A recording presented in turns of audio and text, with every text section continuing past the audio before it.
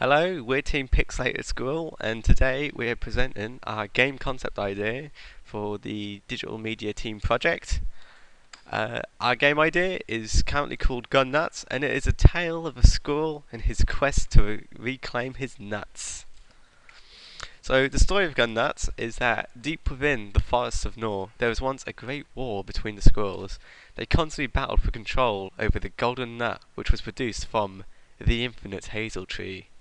Whilst the squirrels were locked in combat, the nefarious Professor Rackhill used this distraction to steal the golden nut from the squirrels. They quickly noticed that the nut was stolen from them, and they argued for many days until a mysterious squirrel with the most luscious locks of hair arose to the call of all squirrel kind and united both sides on a siege on Professor Rackhill's lab.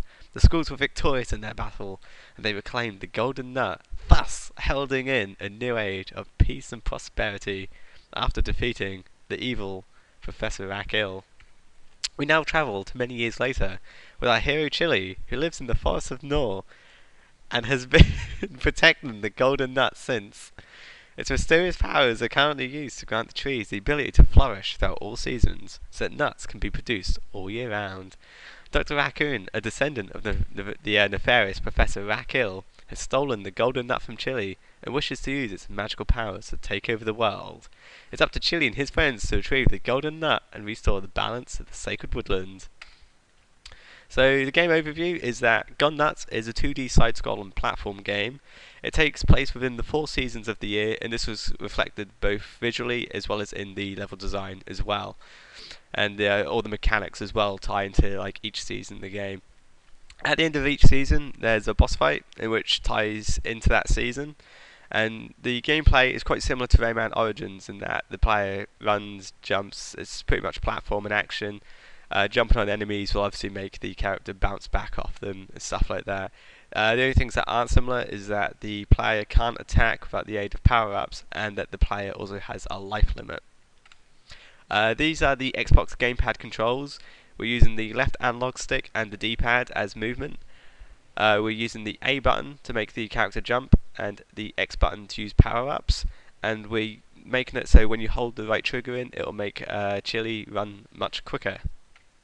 So this is the first concept drawn for Chili, our main hero. His main character in Gun Nuts, and he's also the character in which the player will control. It's up to Chili to travel through the forest of Nor for as long as it takes so as to find the evil Professor Raccoon. This is the second concept drawn of Chili, as well as several weapons that he may possess within the game. He's currently a 3-year-old red squirrel. He's a male, and despite his age, he's almost the same size as a fully grown squirrel with the attitude to match. He is as strong as a grey squirrel and is the master of all forms of squirrel combat. He can use magic nuts to gain special abilities, and he's a strong warrior in the training. The only problem is that towards the end of the game, he becomes allergic to nuts, and he's also an inexperienced fighter. I will now pass you to Liam for the next part of our presentation. Hello, so this is our main boss within our game. This is the evil Professor Raccoon, and much like his ancestor, he wishes to take over the forest of Nor by stealing the golden nut to be able to control all the other critters within the forest. This will be the main enemies that you'll fight within the game and throughout the game by using the power-ups that Chili collects throughout each level. These are the power-up nuts that can be collected throughout each level. Most of these will come by collecting the golden nut fragments which are scattered throughout each level. This will most likely be 3 golden nuts throughout each level. Some examples of our power-ups are roasted nuts. This is where it enables Chili to throw fire in roasted nuts which are on fire at enemies, causing burn damage and causing generally to kill the enemies. It can also be obtained by dying more than 3 times just to make the game a bit more easier to advance.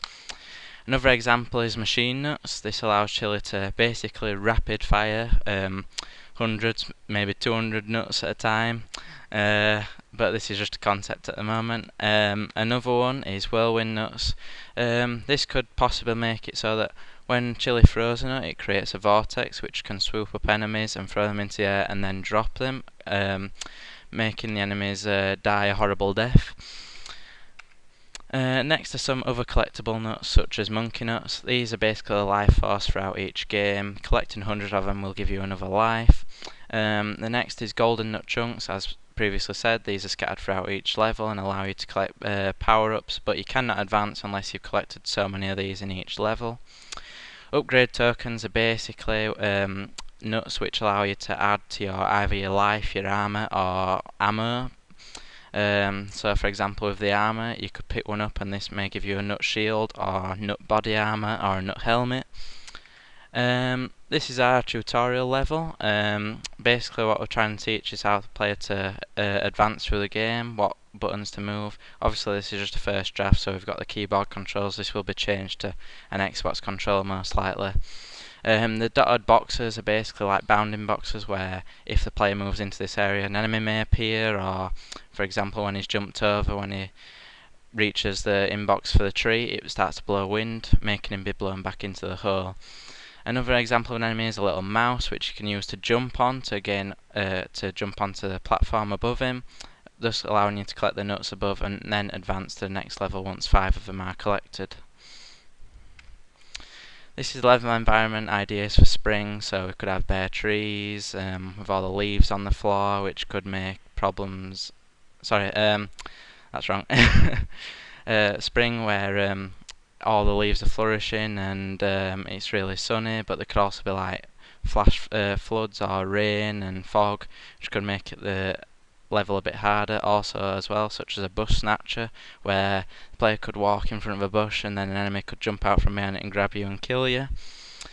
The boss for this level could be a leprechaun. This could just be like this. We thought we could add something funny in, a boss to fight, and some examples is he'll fly around with a rainbow cloud behind him, which could drop nut grenades on the player, and you have to defeat the boss using a nut launcher, allowing you to fire nuts at a rapid rate, and also use the power-ups that you could have collected throughout the level beforehand.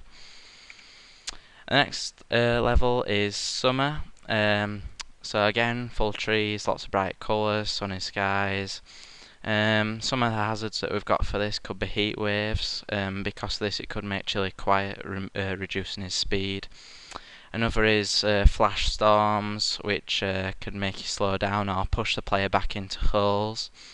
Some more such as lightning storms and nettles, which just prick the player and could take some of his life away, but not all of it. I will now pass you on to Nathan, who will talk about the rest of the game.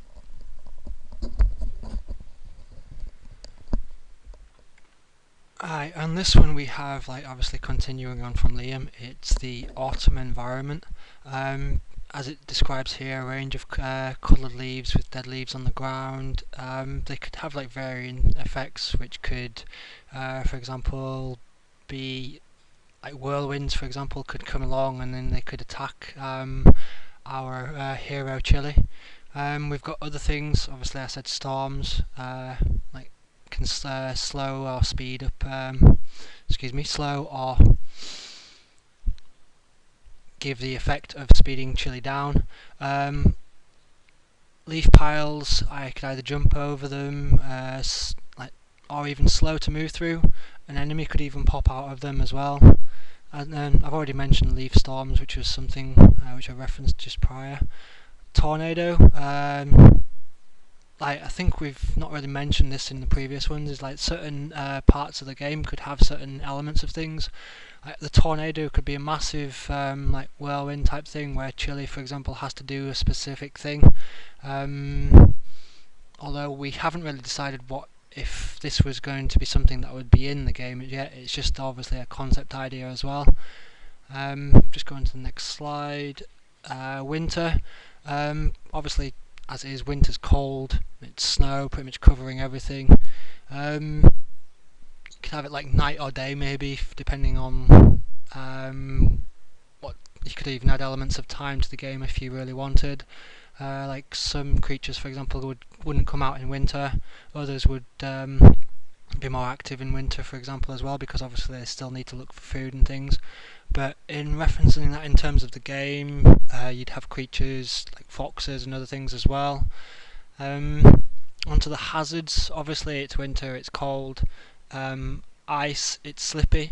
Something that was discussed was that the possibility that majority of the level or parts of the level could be really really slippy, of where he has to proceed through the level, and because it's slippy he's going a lot faster than he would normally, so that would add to the difficulty level.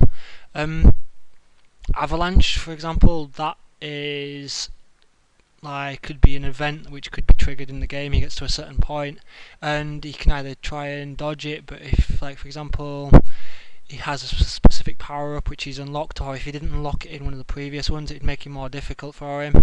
It'd be like obviously a triggered event, so that maybe it might happen just once or it might continue, but that would mean that the player would be stuck at a certain stage of the level, they'd die, then they'd go through hell.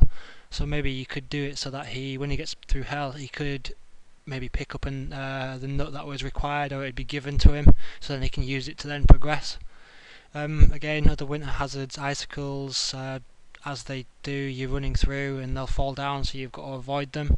If they hit you, it's going to cause damage to the our hero's health, Chili.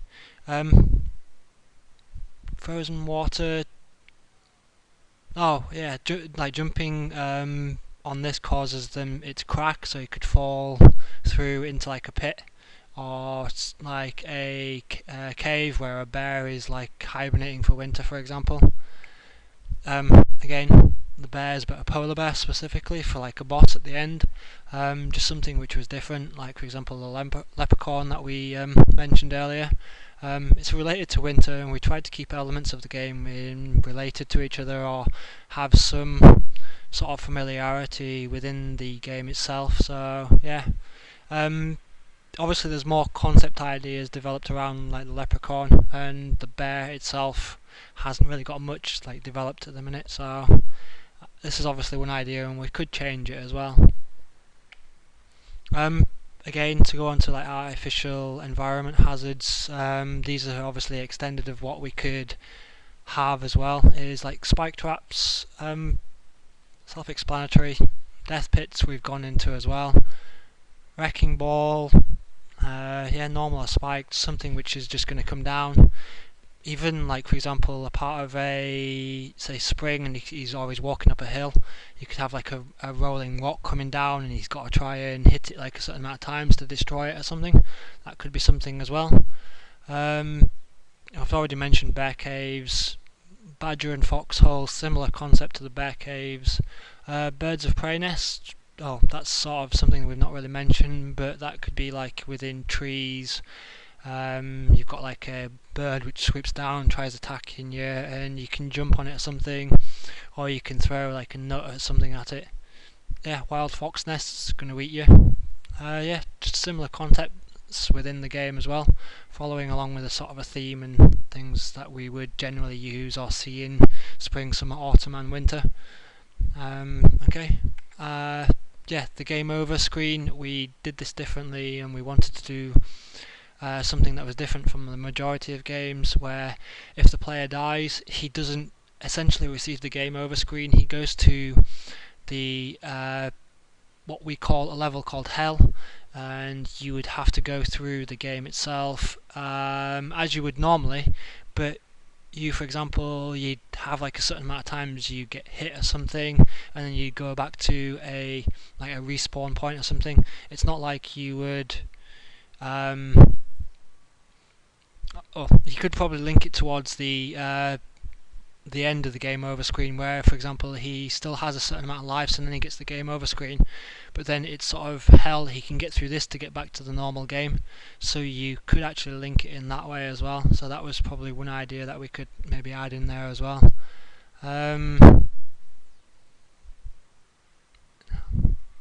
Yeah, the difference with the hell is that instead of going the standard from left to right, he's going from right to left, so he's going the opposite direction from where he's actually originally started in the game.